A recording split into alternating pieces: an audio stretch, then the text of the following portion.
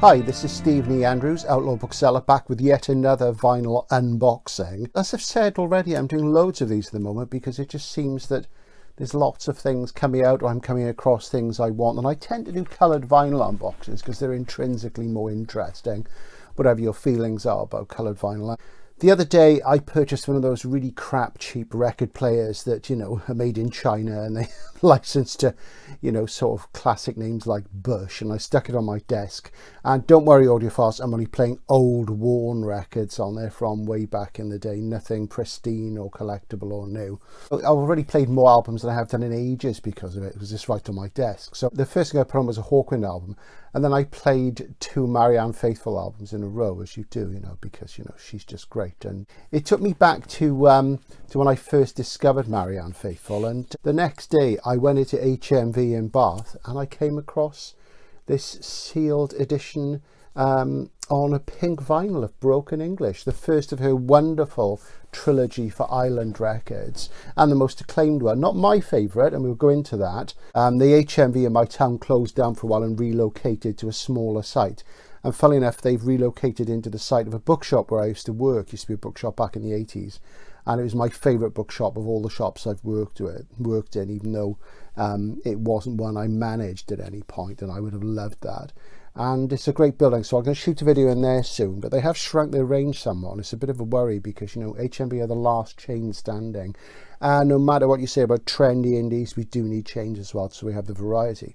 So Broken English, let's have a look at it first of all, do the unboxing before I start rambling on about her oeuvre. And I was introduced to Marianne Faithfull. I'd heard of her, of course, because of course she's famous, and all the stuff with the Rolling Stones and all that, which I was never particularly interested in because I was never much of a Stones fan. I like about 4 or 5 of their tracks. I'd never come across these Island records, even though I think they did quite well, especially Broken English.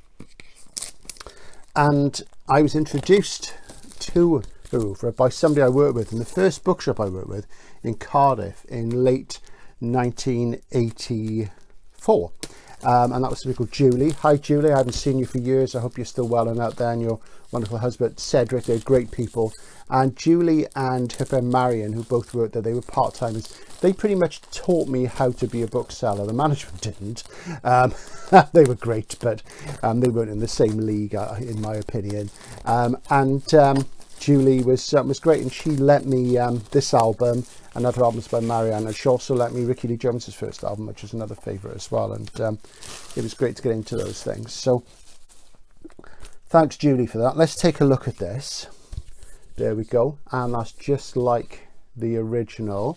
You'll see I've got another edition there. That's a Record Store Day one from a few years ago, which is a remix, and it's on blue vinyl. There's a different sleeve colours, as you see, which I'm not so keen on. I prefer this. My original went west a very, very long time ago, and obviously I've had a CD forever and what have you. And we'll just have a look at it. And yeah, plain black inner, not polylined. A really nice label, actually. The Island label is nice there on the pink and blue. They've thought that through. And this is a very deep, looks like a very deep magenta. Oh, it's transparent. I prefer solid, but because they've got the label so beautiful, look at that, they've done a great job. That's really nice, isn't it? So that's that, and we'll just pop it into a black poly-lined inner. There we go. So I do like poly lining. There we are. Pop it back into the sleeve. Now I can't recall whether this record came with an inner sleeve originally. I think it did come with an inner sleeve with the lyrics, and I'm pretty sure it did, but this one doesn't have that, so maybe we're losing a few points there. There's a download card, which I should probably give to a friend who's never heard the record because it's superb, so that'll go to somebody. Lovely. There we go. And slip it into a PVC outer. I got all my stuff from Covers 33, as I always say, and as I always say, they're not paying me to advertise. I just like this stuff. It's very efficient. And there we go, and you've got that nice little pink Island label on the back there. Island is an interesting label, aren't they? They really were. There we go.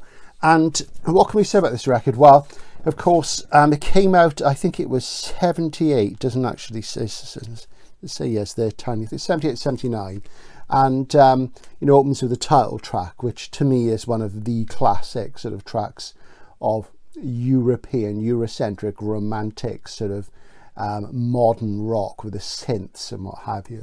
Her voice and great lyrics, and the melodies are just so strong on these Island records. You know, the lyrics are good, and she works with some strong, largely session musicians with very strong things. And Witch's Song, which I always thought was worthy of Patti Smith. I can imagine Patti Smith singing that. Great stuff. And Brain Drain's got a real sort of bluesy groove to it.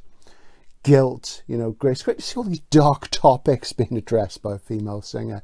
And of course she'd been there, you know, she'd been down and out, she'd been a junkie, you know, she'd been living on a wall at one point outside, sleeping rough.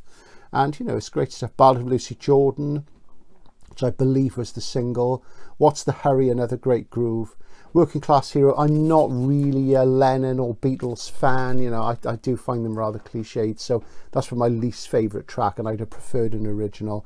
Then of course there's the notorious Why'd You Do It, which is full of 4-letter words, cussing, and, you know, very sort of direct descriptions of sexual acts, so, you know, it's not one for the kiddies, but great album, very, very strong, very dark.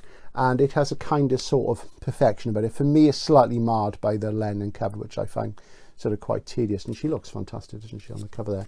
And of course she was from an interesting background, you know, she was sort of quite sort of upper mid lower sort of ruling class, or upper middle class if you prefer.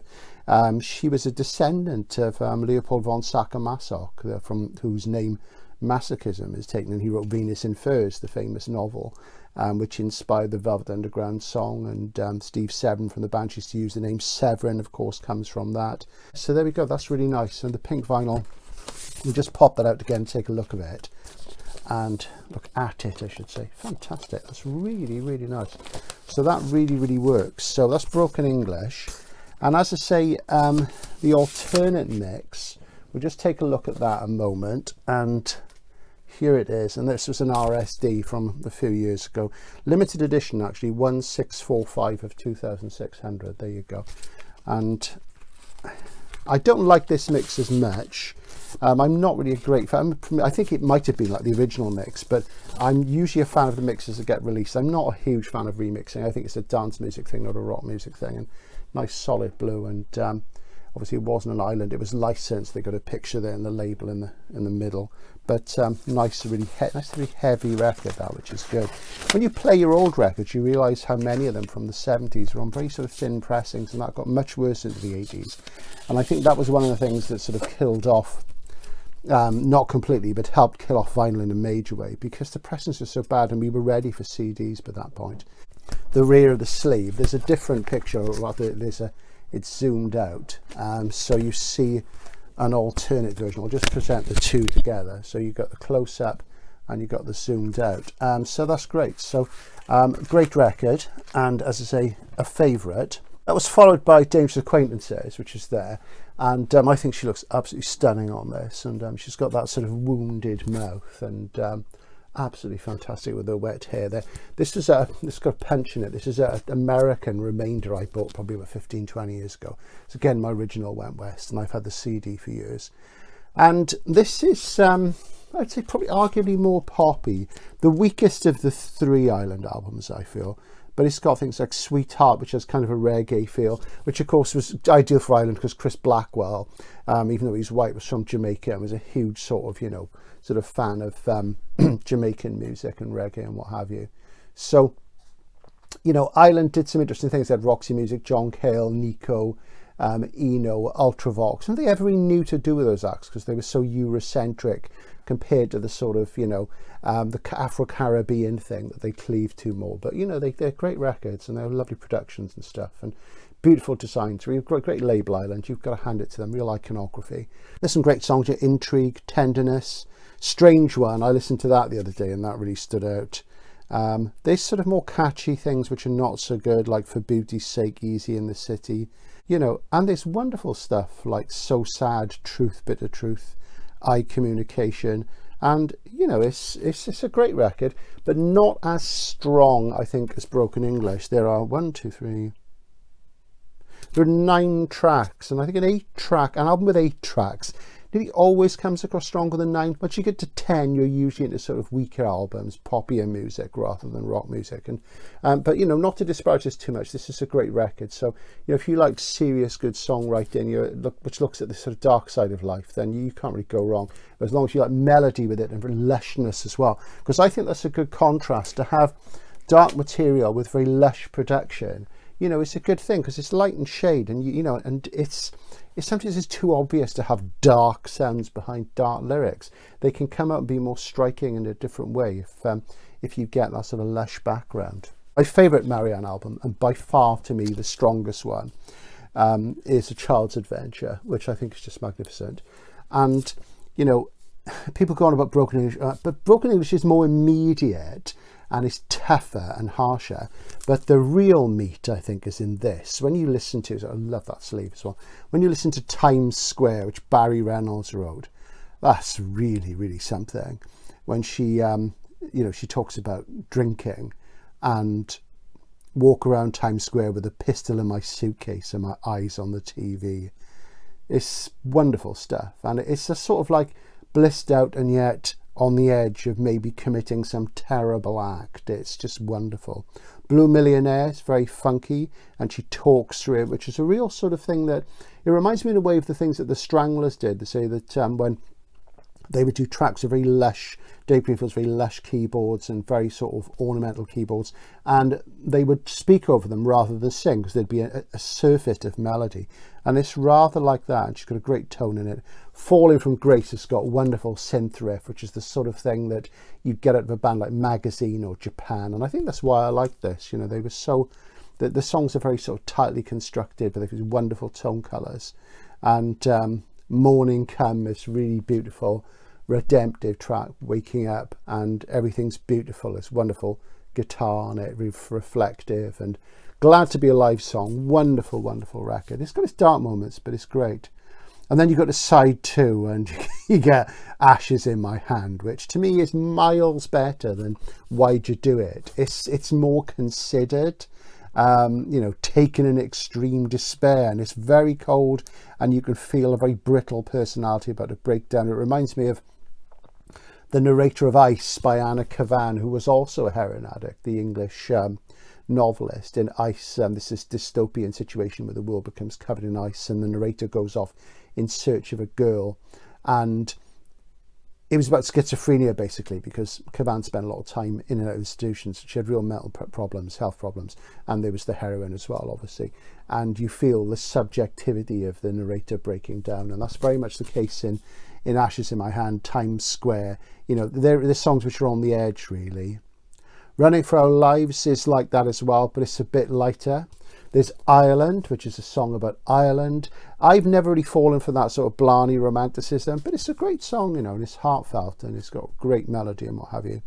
And the track closes with She's Got a Problem, written by Ben Brealey and Caroline Blackwood, and it's great, you know. It's about alcoholism, and there's the line, will she see whiskey as a mother in the end?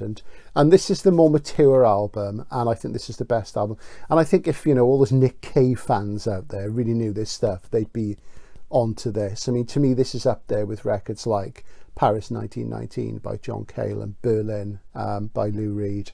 And, you know, it's just fantastic albums. So if you've never heard any of these records, do get them. Broken English is a good way in. It'll sort of get you into the groove. This is the real one. And as I say, Dangerous Acquaintances, with this title taken from the Lackloss novel Dangerous Acquaintances, or Dangerous Liaisons, it's often translated as. You know, these are really fantastic modern rock records. After this, to me, she was never the same. There have been lots of other records. She's a very celebrated individual, rightly so. She's a great survivor, great character, always very self-deprecating and yet a great achiever. But that's the trilogy. Those are the big three. That's where the lyrics, the melodies and the music all come together. After that, there's kind of a thing to sort of posit her as a sort of Berlin era type chanteuse a la Nico, and it never quite comes out. She wasn't Nico. Nico is the Ice Queen. Marianne is close, but she comes from a slightly different tradition. But you know, ultimately, you know, Sisters Under the Skin, you know, both very beautiful and great voices, not like anybody else is. So if you want a real Berlin cabaret sort of record, I'd buy Uta Lemper's one. But if you're going to buy Marianne's album, buy those three. They're fantastic. So this is Outlaw Bookseller signing out for now. Thanks for watching. Please subscribe. Hope you enjoy this. I'm sure there'll be more coloured vinyl boxings to come. Bye for now.